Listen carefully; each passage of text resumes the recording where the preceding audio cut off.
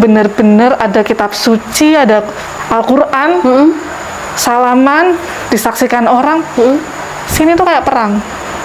Gitu. Satu sisi ada, Lina kamu jangan seperti itu. Satu sisi lagi, Lina kamu pengennya apa? Gitu. Jadi saya nggak munafik, karena saya Kristen dari bayi. Ya, dari kecil ya. Dari kecil, apalagi bapak saya juga sempat menjadi penasihat di dalam gereja. Apa istilahnya tuh ya?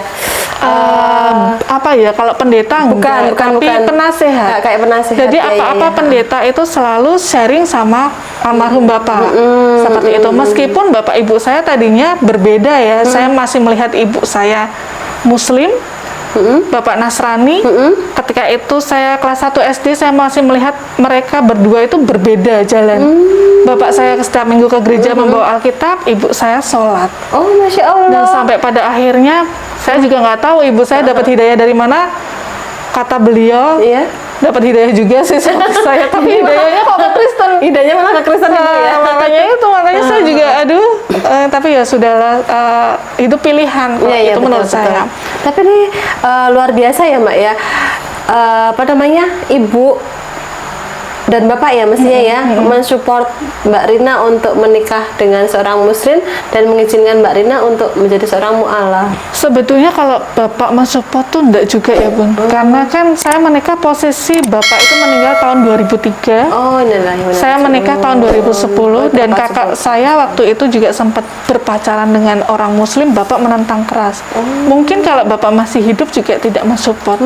Cuman kalau di sini saya melihat andil yang begitu besar tuh seorang ibu. Iya betul. Jadi ketika saya meminta izin saya untuk bilang, Bu, saya mau menjadi seorang muslim, karena dulu saya ingat bapak saya tuh selalu bilang, waktu kakak saya dapat pacaran sama orang muslim, selalu bilang, kamu boleh pindah agama Hindu, Buddha, Islam, ketika kamu sudah bisa membiayai hidupmu sendiri. Gitu. Nah, itu yang tak tanemin. Saya bilang sama ibu, Bu, saya mau menikah dengan orang tapi beda agama. Apakah ibu memberikan restu? Seingat saya dulu almarhum bapak pernah bilang, kamu boleh menentukan pilihanmu, hakmu, keyakinanmu ketika kamu sudah bisa mendapatkan nafkah sendiri, menghidupi dirimu sendiri. Saya balik. Luar biasa ya. Saya balik lah ketika ibu bilang gini, kamu nek jadi muslim, ibu rak masalah, tapi satu, nek muslim tenan, bukan cuma sekedar KTP, seperti itu. Tapi nek kamu tidak bisa menjalankan dirasa berat, mending rasa jadi muslim.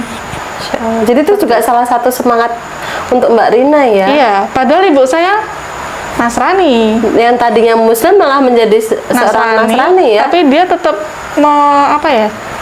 dia ngasih motivasi meskipun kita beda jalur ya Bu, seperti itu. Dan ini jadi PR buat saya, gimana caranya mengembalikan ibu saya ke muslim kembali. Insya Allah. Gitu, meskipun nggak mudah sih. Iya. Terus setelah menikah ya, ini berarti kan support dari orang tua. Memang bapak sudah nggak ada ya almarhum, kemudian ibu juga memberikan support.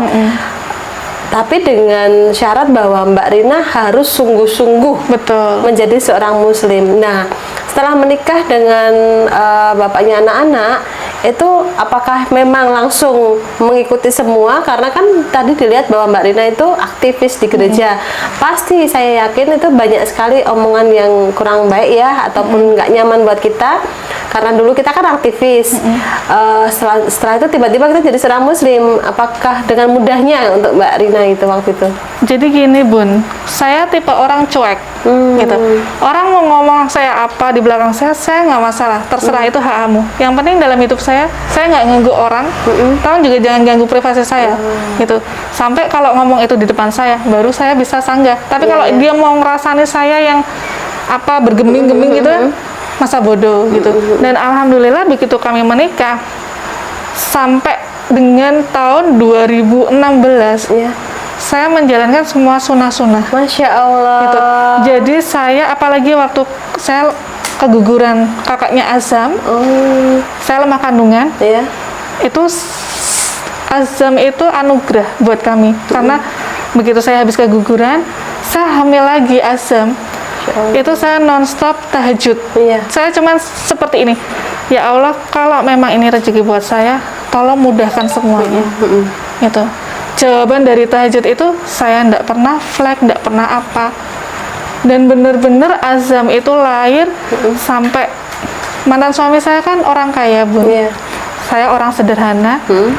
Tapi kami demi Allah, demi Rasulullah tidak pernah yang namanya dimodalin sama mertua ataupun paling rumah ini dimodalin sama ibu, pinjam sertifikat, saya angsur gitu kan.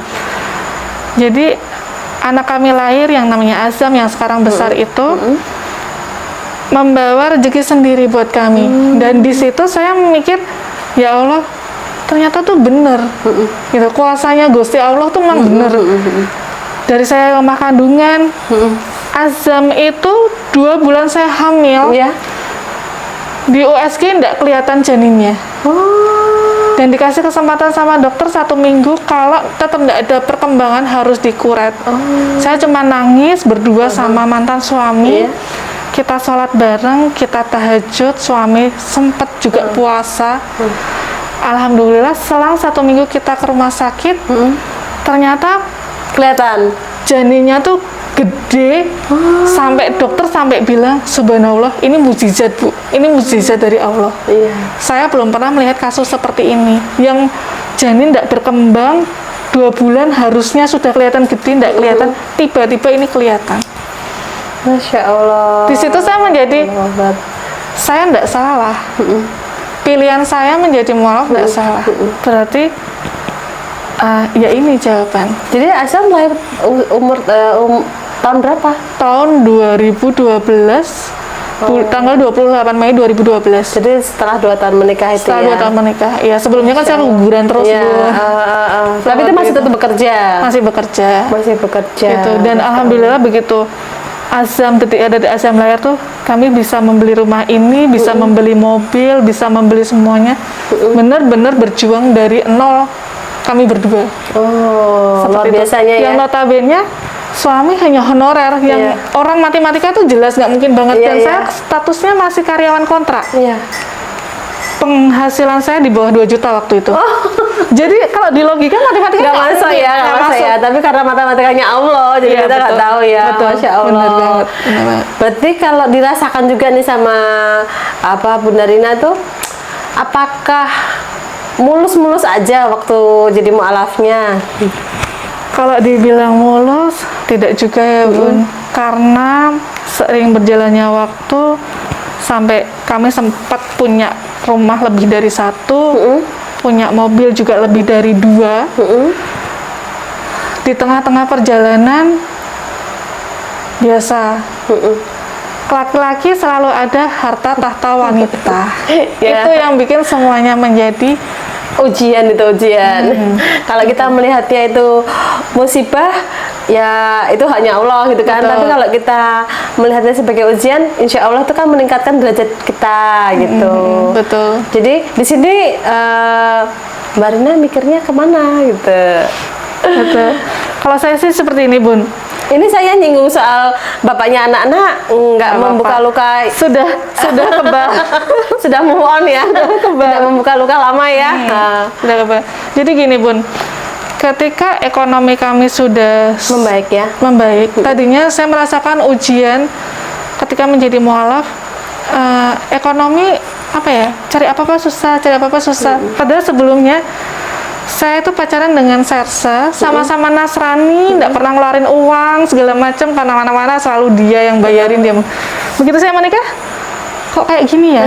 Kok kayak gini? Sempat ada pertanyaan, kok aku jadi belangsa ya? Gitu. Betul. Karena apa? Buat makan pas-pasan, suami juga honorer. Yang tadinya bohong dari awal, dia bilangnya sudah PNS, ternyata masih honorer. Cuman saya mikirnya, ya masa saya mau bercerai hanya cuman gara-gara status honorer gitu kan. Enggak lah, apalagi saya juga sudah memutuskan saya menjadi seorang mualaf gitu. Ketika itu tekan saya juga masih yang biasa lah Bun, masih yang pakai buka-bukaan seperti itu. Apalagi saya di dunia leasing ya, dunia mobil, perbankan seperti itu, pembiayaan. Jadi mulus sih saya bilang enggak Bun. Tapi saya percaya di sini, saya percaya demi Allah, demi Rasulullah, Gusti Allah itu tidak akan memberikan ujian melebihi batas kemampuan umatnya. Ya. Seperti itu. Contohnya, saya bisa seperti sekarang ini, saya tidak bilang saya sudah berdiri, saya saat ini merangkak. Itu juga karena Allah. Karena sebelum ini, saya dikasih ujian yang luar biasa menurut saya. Iya.